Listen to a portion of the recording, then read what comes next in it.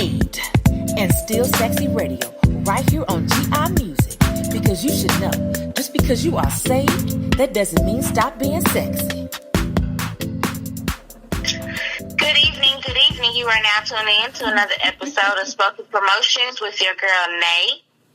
And we have a special guest here with us, Miss Blaque Diamond. How are you? I'm good. How are you? I'm doing wonderful, thank you. So today's show is going to be all things Blaque Diamond. Sounds awesome to me. Pretty awesome. So before we go ahead and cut into a quick break, Miss Diamond, tell us a little bit about yourself. I kind of want to know where the name comes from. It is actually an acronym, and it is words that I feel that describe me as a person, because I have been through a lot of things in my life, and so basically that's how Blaque Diamond was born. It's actually a poem as well that I wrote describing actually what a black diamond is. So I kind of reinvented myself, after I was able to get out of the situations that I was in and be able to focus on, rebuilding myself. And basically that's how Blaque Diamond was born. Ooh, awesome. I love the sound of that.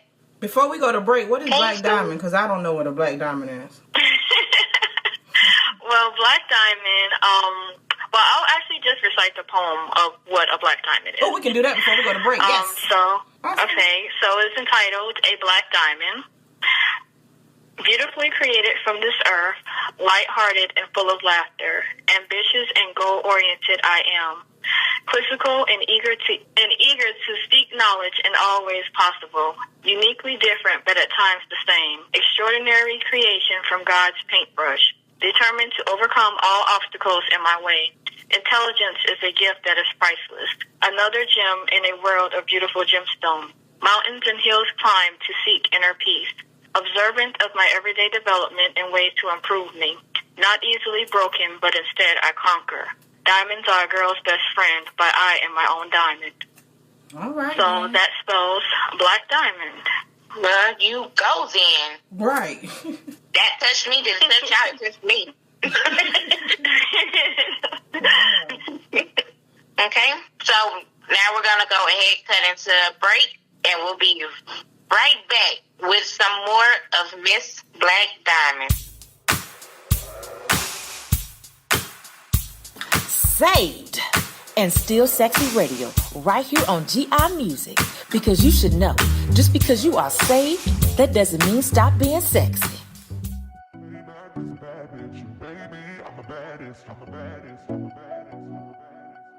Now I'm out here looking like revenge, feeling like a 10, the best I ever been. And yeah, I know how bad it must hurt to see me like this, but it gets worse. Now you're out here looking like regret, ain't too proud to beg, second chance you'll never get. And yeah, I know how bad it must hurt to see me like this, but it gets worse. Now payback is a bad bitch, and baby, I'm the baddest. You fucking with a savage, can't have this, can't have this.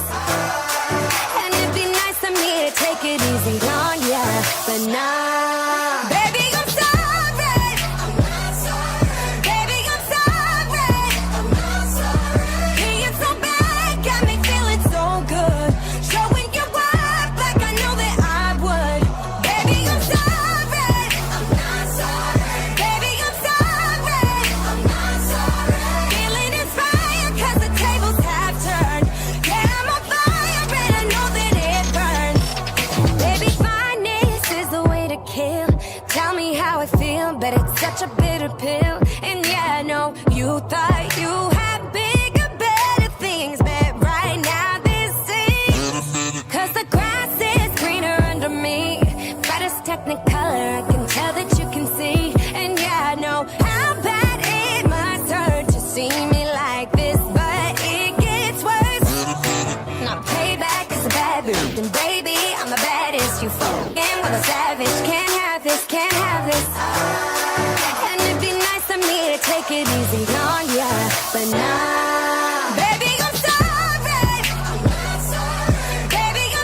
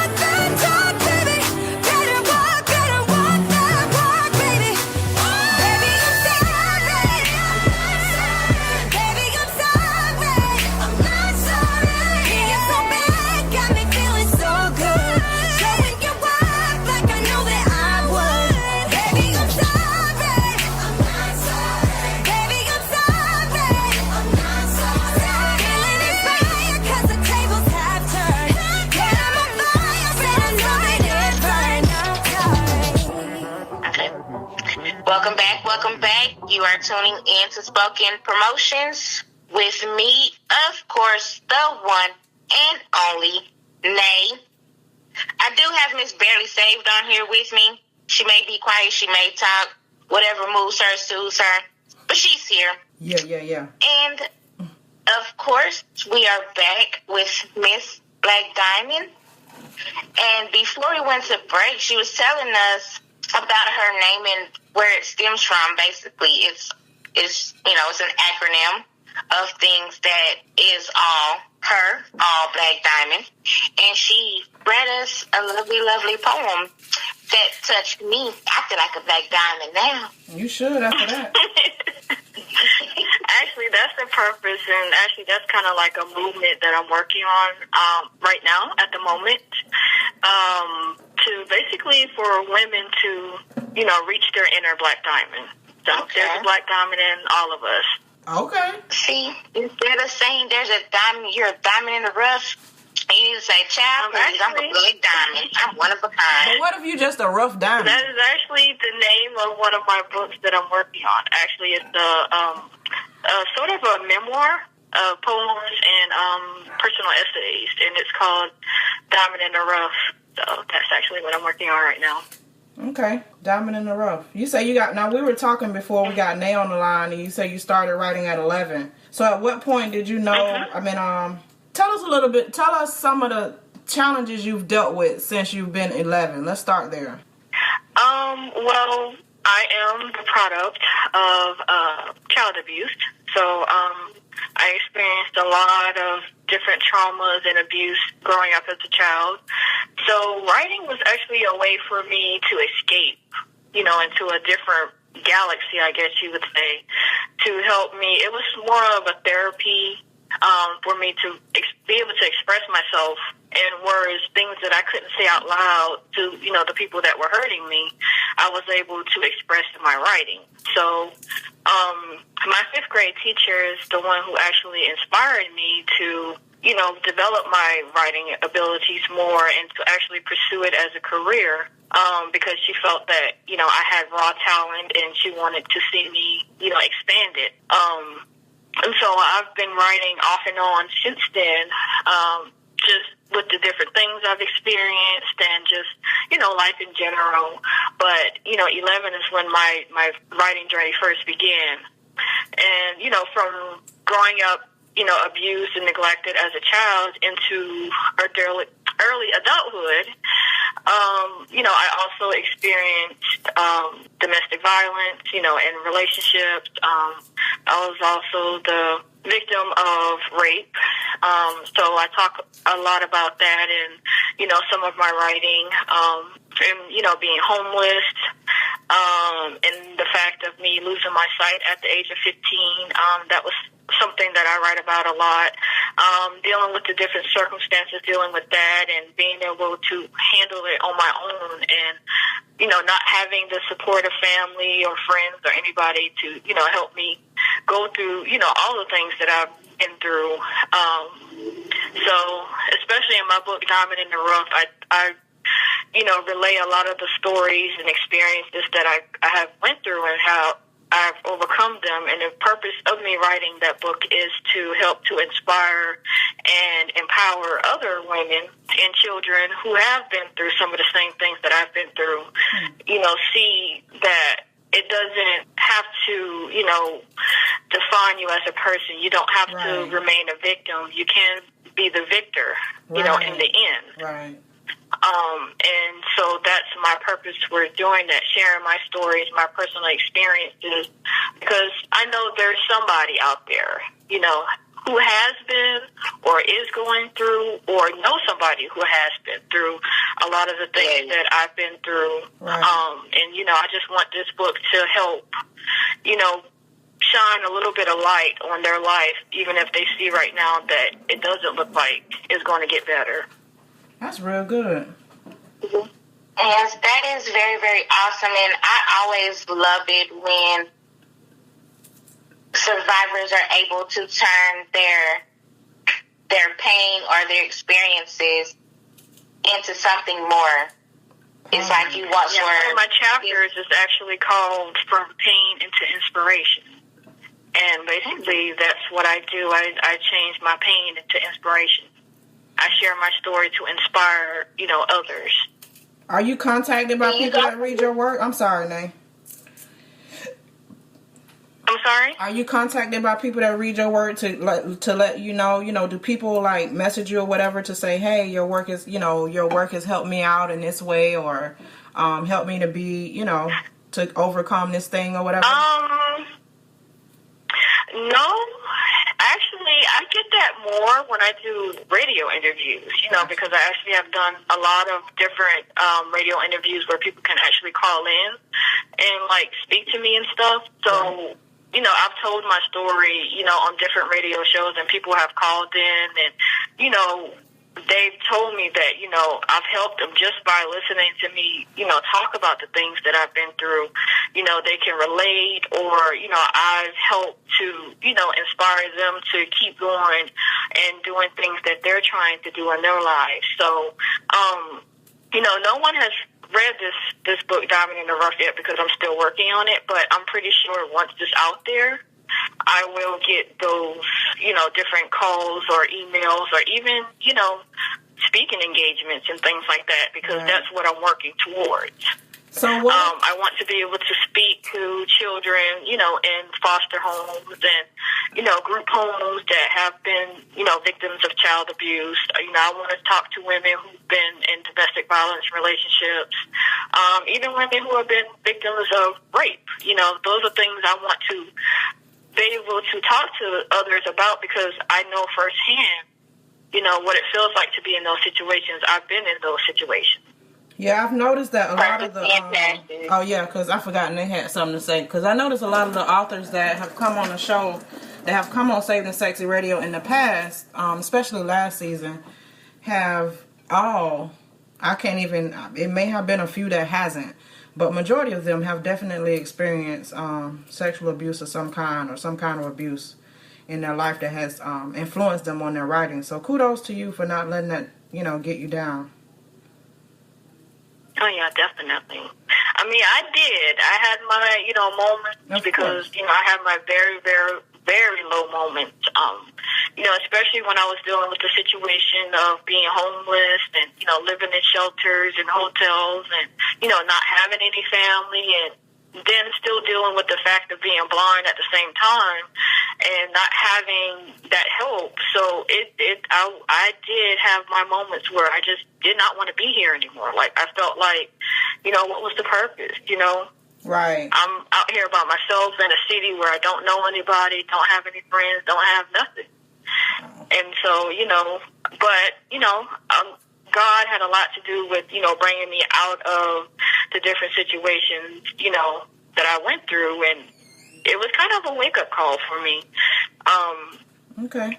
Just because I did have moments of, suicide attempts and things like that. And the last one was basically the one that kind of really opened up my eyes to let me know that there is a purpose for me being here. Because if not, then I still wouldn't be here. All right. Well, we're going to take a break right now before we get a little further. Sorry, Nay. I'm cutting you off for now, but we'll come back to you. You're listening to Saved and Sexy Radio. We have Blaque Diamond on the air, and that is author's Nay. This is Barely Saved. We'll be right back after this. Saved and Still Sexy Radio, right here on GI Music. Because you should know, just because you are saved, that doesn't mean stop being sexy.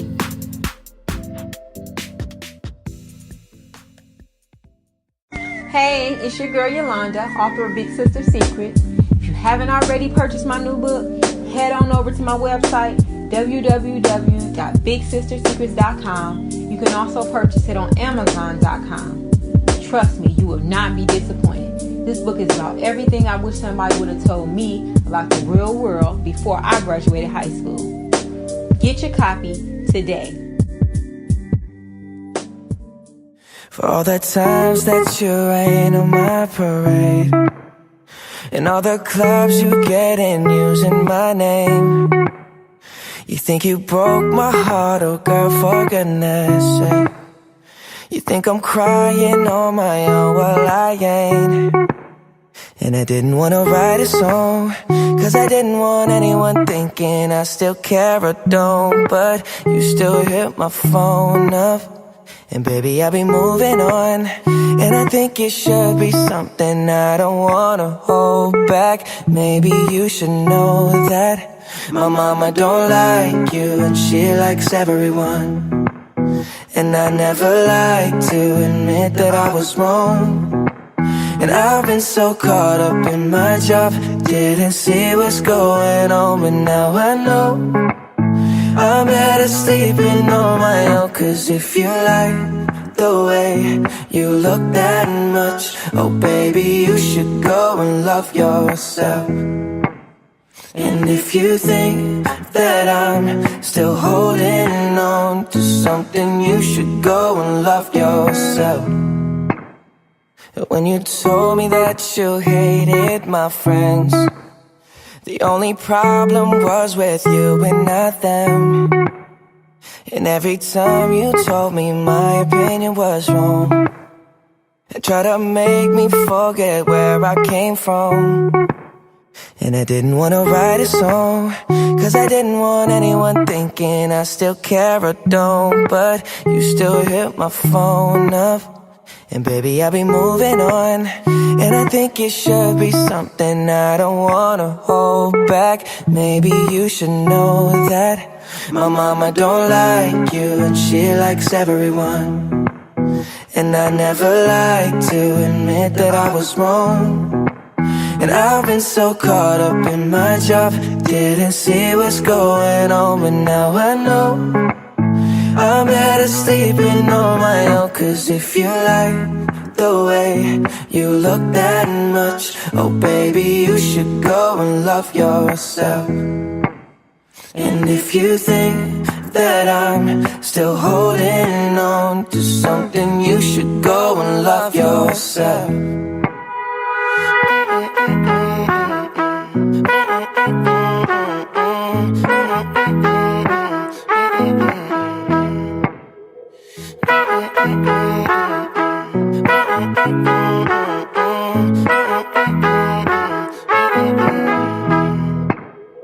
For all the times that you made me feel small, I fell in love, now I feel nothing at all.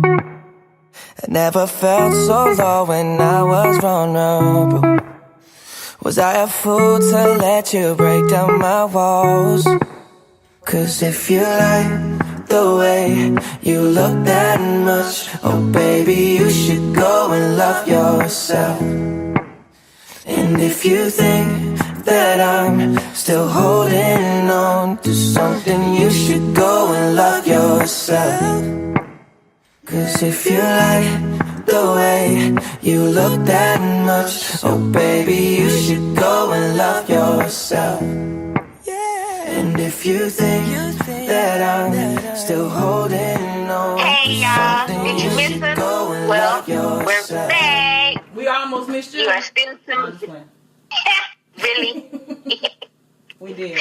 You are still tuned in to Spoken Promotions with Nay, me, you know who I be, Barely Saved, and the wonderful and inspirational Blaque Diamond.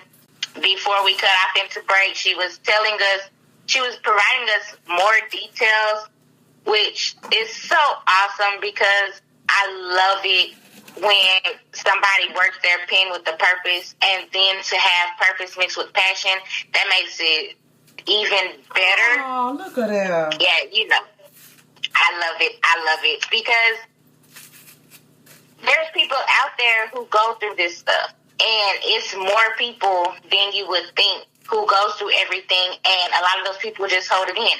I'm a talker, you know I'm a talker, I got the gift of gab, I talk too much. So, When she finally I wake share up. my pain and my passion, Yeah.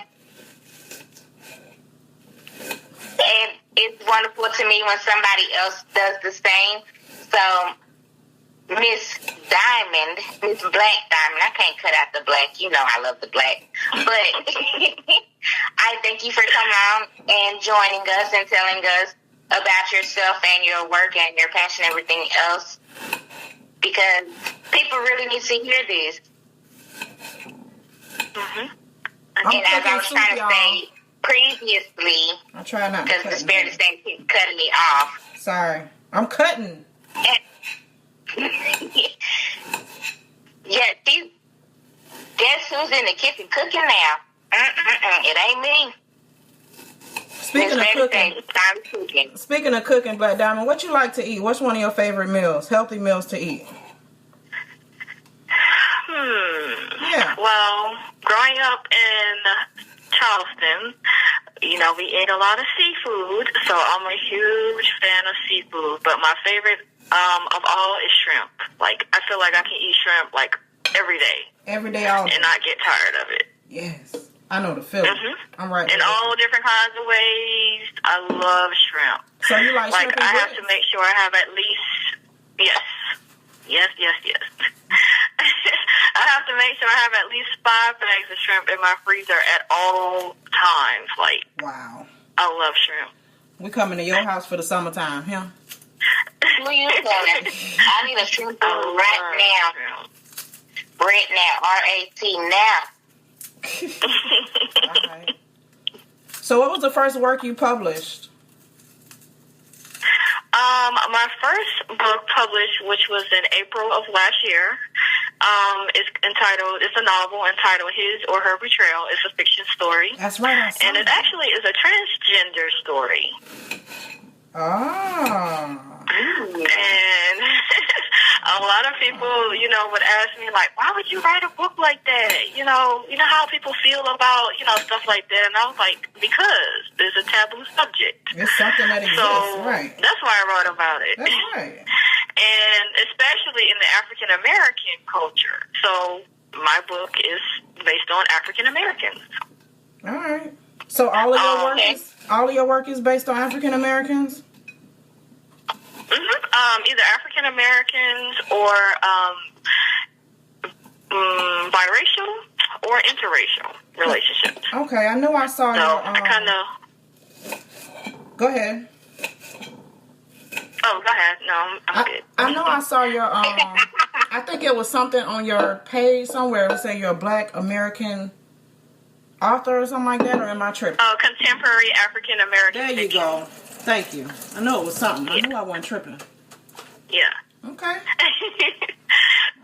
I mean, because, people usually they say, it's either urban fiction or urban romance or, I don't really consider my work urban, I mean, yeah, my characters are African American or biracial or interracial or whatever, but I mean, that's, everyday life. Right. Nothing about that is urban. Right. And that's why I call my writing contemporary, because it's modern. It's, today. Right. That's the thing, nowadays. So I don't really consider it like a urban. So I say contemporary African American fiction. I like that. Me too. Okay. So do you have any other, I'm sorry, now you got questions? My bad. I mean, the question on the air. I kind of forgot. So, well, I do want to hear a little bit more about his or her betrayal, because with the way times are now, it's becoming more prevalent in the world. And it's very awesome that you did think about those people who are trapped in their own skin. Oh, yeah. And I actually wrote an article about that on my blog as well, because people, like I said, people were asking me, like, why would I write about something like that? Like, would I be afraid that people wouldn't want to read my work because, of the topic? And I'm like, Absolutely not. Yeah, it won't be everybody's cup of tea, right. But there are people out there who would read it. Right. But I wanted to talk about, for me, my writing, I write in what I call real life. Everyday things that happen to people on a daily basis. And that is something that people deal with on a daily basis. Mm-hmm. The motive of my story is because I'm a very open-minded person. I don't judge nobody for, their choices, their lifestyles, or anything, because it's not up to me to judge, If they're living wrong, God will deal with that in his own way, own time, or whatever. I just, let people live their life the way they see fit. And for me personally, I'm just not a type of person who will discriminate against anybody, because I get discriminated against on my own, Right. being somebody who's disabled.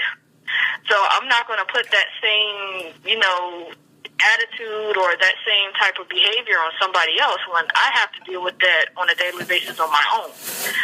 So, I'm more open to things like that. It doesn't bother me. And so that's why I felt, free enough to write a story dealing with that. And the story is a little boy. His name is Michael. And basically he kind of knows that there's something different about him. He's, a lot more feminine than most little boys, and he enjoys doing things that more girls would do.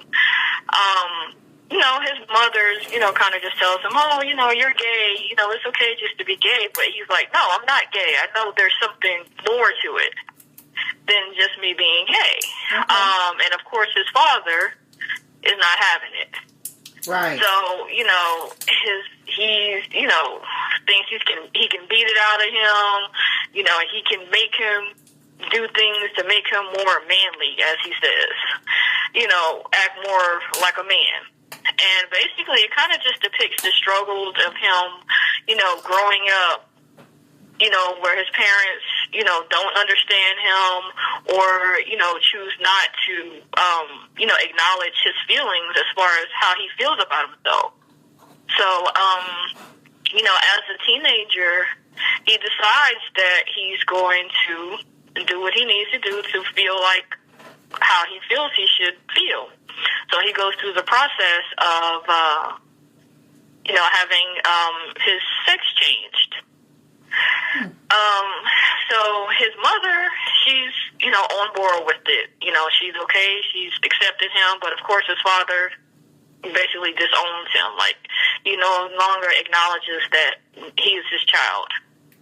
So basically he goes on and, lives his life as a woman, goes through the transformation, everything. He has, like, his friends' support, his mom, and everything. And he actually meets this guy, falls in love.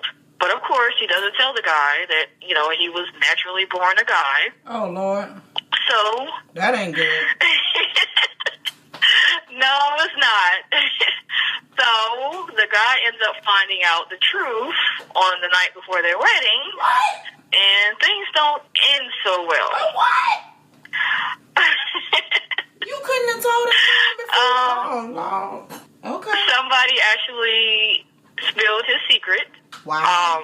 And Michael, or Michelle, as he was known as, is killed. You weren't supposed to tell us that. We're supposed to read it. I just want you guys to know, if you haven't, like that. I just want you guys to know, everybody listening, if you haven't went and grabbed this book, go ahead and pick it up, because it is very entertaining and it is eye-grabbing and it keeps your attention from beginning to end. This is a great book. Well executed, if I may say so myself. So what part of it? Yeah, it's actually a two-part book, actually. What? It's a two-part book. It's actually two stories. So what part you read, Nate? Mm-hmm. I read the first part. Does the title of the book change from part to part? Mm-mm. Basically, I named it His or Her Betrayal because I wanted the reader to come to their own conclusion of who they feel has been betrayed. Okay. Because of the different scenarios and different situations in the book, it was to be left up to the reader. Who did they feel was betrayed in the end once they read the entire book?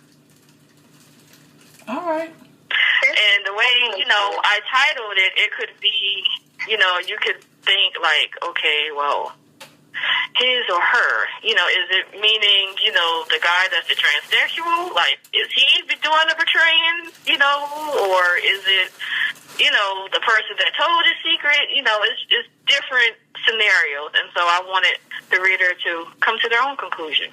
I like that. We gonna take a break? See? Oh, yeah. You know what? We do need to go ahead and cut into a short break. Yeah. Getting too engaged in his or her betrayal because it is an actually good book. But let's go ahead, cut out to break, and we'll be right back with you.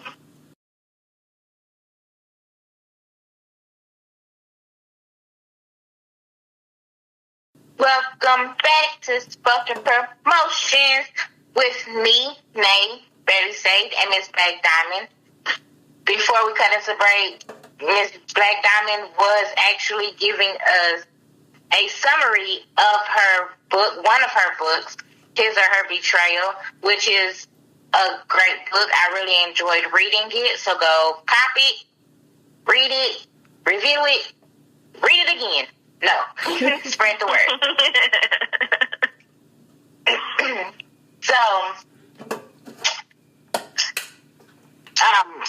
throughout your life, you have experienced a lot of things, and I am so glad that you were able to turn those negatives into some very strong positives. Before, when we first came into the show, you had mentioned that you lost your sight at the age of 15. Do you care sharing how that happened? Well, actually, I got into a fight with my brother, and he actually punched me in my eye, and it caused my retinas to detach. And because I didn't get help right away, until 7 months later, gradually I started losing my sight. And, when I would tell, my mom or anybody that I couldn't see, they didn't believe me. They thought I was faking. When I would run into walls or run into a door or something, they would just kind of laugh and, just like, you saw that door there, or, you saw that wall. And I'm like, no, I did. So, finally, my mom took me serious after 7 months. Good God. And when she took me to the doctor, they told her that, there was nothing they could do. Like, the damage had already been done. They still tried to perform surgeries to try to see if they could reattach the retina, but it didn't work. Basically, my eye had already started scarring over and trying to heal itself. Oh, wow. So they couldn't reattach the retinas. And as of right now, there's no cure, there's no surgery, there's nothing. So because of, being in an abusive household and neglect, that was kind of the reason how I am and probably will be blind for the rest of my life. You know what? I feel for you, and I can relate to you. That's what happened in my left eye. I have vision, but it's kind of like blurred vision, so basically I don't have it. I'm declared legally blind in my left eye, and the doctor said they can perform the surgery to remove some of the scarring on my retina, but I have a 50-50 chance of going completely blind. So I was like, I'll keep what vision I have. Yeah. But mine came from I was a victim of domestic violence, and he hit me so hard, like, that's why I lost my vision. And like you, I didn't do anything when it first happened. I just kept going on with it, and my eye healed the way that it wanted to heal. And I say maybe about a year and a half later that my vision, one day it was just gone. Yeah, and that's how I did. I woke up one morning and I couldn't see anything. Like, because it was a gradual, it wasn't like an instant, like, oh, get hit and the vision's gone. Like, my vision did get blurred and I saw like red dots. I thought maybe, I just had gotten cut or something and like my eye was bleeding. So, I didn't really think nothing of it. But then, I woke up and then it started getting blurrier until I just woke up one morning and couldn't see anything. Wow. That's how it was with me. I already wear glasses. I've been wearing glasses since like elementary. Thank you, mother and father. But but it was really just like one morning I woke up and I could not see out of my left eye, and I can close my right eye and I see half the picture. So if I stand there and look at somebody, the whole top part of you is blurry. I can't see that at all. But the bottom half, I can see it, but I have to focus really, really hard to try to get that vision straight. Yeah. Yeah, and it was hard. You know, it was really hard because I didn't have, you know, I basically was left to deal with it on my own. Like, my mom didn't know what to do with me, so I just stayed at home for like 2 years. So I didn't go to school, I didn't go outside, I didn't do anything. I just sat in the house because nobody knew what to do with me. And so, you know, I went into a really, really deep depression, and, you know, I just, like, I felt like my life was over. Like, I mean, there was nothing I could do. Wow. And see, look at me. I complain every time I try to apply my makeup with my one eyeball. Right. But, you know, I eventually, you know, was able to, you know, look at the brighter side of it because, you know, not only did I lose my sight that night, but I could have lost my life because, you know, my brother was, like, angry enough to where he was actually trying to kill me. He was going to kill me.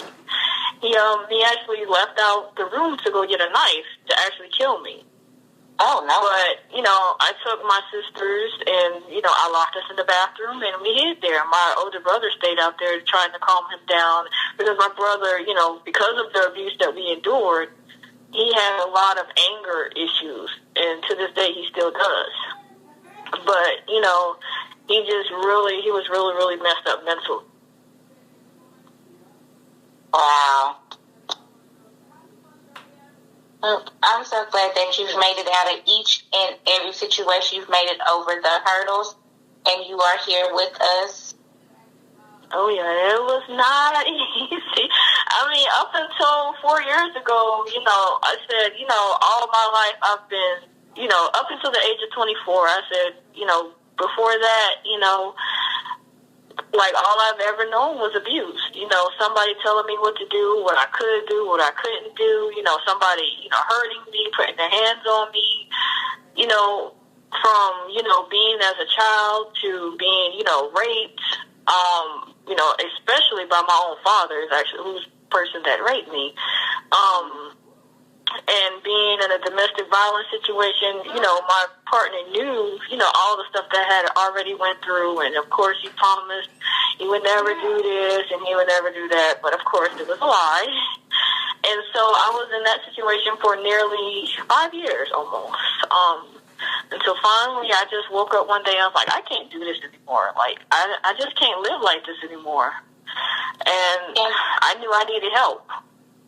You get to that point of realization. I was 17 when I entered into my first domestic violence, or my first relationship like that. And luckily for me, I got out of it in a matter of months. Like, he was good for the first 2 weeks, I would say. And then after that, everything started to... He would just do, like, little stuff. Like, he'll hit me with a comb or something. We could be walking, and he'll just hit me with his comb. And so I was like, you know what? I'm done. I'm tired. I don't want to do this anymore. And when I decided that I wanted to leave, that was the actual point where he went full Hulk mode on me. Oh, yeah. Yeah, I was actually 19 when I entered into my... And I think really the reason why I kind of entered in it because I was running from, you know, my previous situation of being raped and, you know, just looking for somebody to love me. And he was the first person that actually, you know, proclaimed that he loved me. And so I thought that's what love was because that's all I had ever known. Everybody that was supposed to love me always hurt me.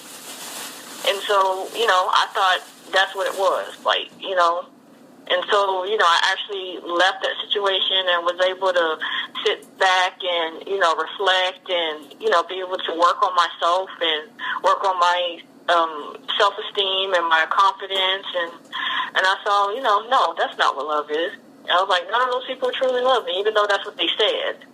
And basically for the last 4 years, this has been the happiest I've ever been in my life. The 4 years that I've been on my own, doing my own thing, and nothing but goodness have happened to me ever since.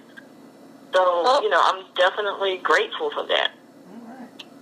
Yes, ma'am. Well, we're going to end this one on the high note and cut into another break, and we'll be right back. Saved and Still Sexy Radio, right here on GI Music, because you should know, just because you are saved, that doesn't mean stop being sexy. Hey, it's your girl Yolanda, author of Big Sister Secrets. If you haven't already purchased my new book, head on over to my website, www.bigsistersecrets.com. You can also purchase it on Amazon.com. Trust me, you will not be disappointed. This book is about everything I wish somebody would have told me about the real world before I graduated high school. Get your copy today. Riding around in my whip, listening to my whip. She wanna hear track 6. She told me that's her. Baby girl said I got the title. Got me feeling like Michael Jackson, Jordan. Don't matter to me, they both. I'm all in her head, she's all in my bed. I'm locked and loaded, ready to go like a gun at dawn. I'm all in between, that's all that she needs. Her body rocking, nobody stopping. This song is probably on. Listen, all you like. Tattoos showing out the shower in the mirror, go to clicking on the light. Cut them on. And this ain't what you like. I can lay you on your back, then I hit you with the pound game. Pin you down so you can't run in and out game. Eat you from the back, probably get you with the mouth game. Ain't nobody business, it's an our thing. All in between both cheeks, now spread them, but the neighbors know my name when you keep saying Kevin. Hands behind, I'ma stand behind you. Pulling on your hair, a lot of ass behind you. Got me saying, ooh, keep going with your move. Candles by the bed, damn, this a move. Stuffing you with my finger in your booty. Hit you with the rule, Riding around in my whip, listening to my. She wanna hear track 6. She told me that's her. Baby girl said I got the title.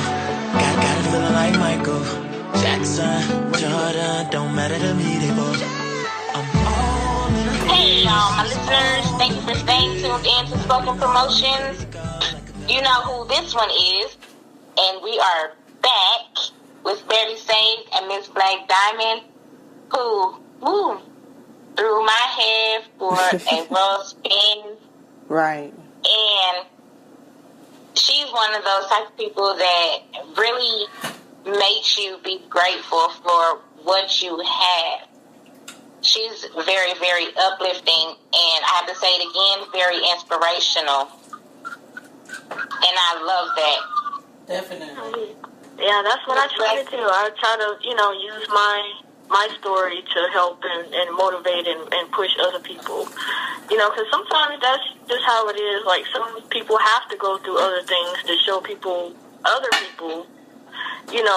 that they should be thankful for what they do have. And that you shouldn't take anything for granted. Because you can have it one day, the next day it should be gone. That's true. Well, we definitely I'm gonna make sure I have you on the Authors Club. More than likely it'll be just me, but gotta make sure I have you on the Authors Club so we can dig into some other stuff that you talked about during the show. Oh yeah, most definitely. Other raise it things. So yeah, I'm glad you came on. I really am. Yeah, that'd be great. We'd love to hear you come back again and share more. I gotta say, of your life experience. Your attitude towards life is amazing. Oh yeah, I have a lot to be grateful for, and I have a lot to be thankful for. I always say, I don't regret anything that I went through because it made me who I am. That's I wouldn't be me without the things that I went through. So I don't regret anything. That's good. Well, I just want to say thank you for tuning in to Saved and Sexy Radio. I appreciate your time on the day. And, yeah, I wasn't expecting the reason you had your glasses on when you sent the picture that you were blind. So thank you for that. And then, I got to say, you know how some people don't look the way they sound? You don't look the way you sound. Like, she sound like a Barbie doll, y'all. Yes. Right.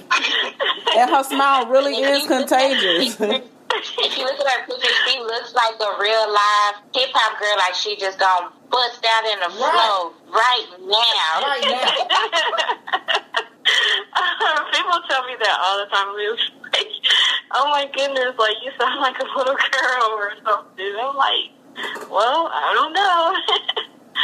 Or they tell me, like, you look really, really young. Like, I would never expect you to be how old you are. Right. So do you have anything you want to leave for our listeners? Let them know, keep them encouraged where they can find you. Well, I am everywhere. They can find me on Twitter at Heart of My Words. I'm also on Facebook. You can follow my Facebook fan page at Writer Blaque Diamond. You can also follow me on Instagram at Writer Blaque Diamond. My website is writerblackediamond.com.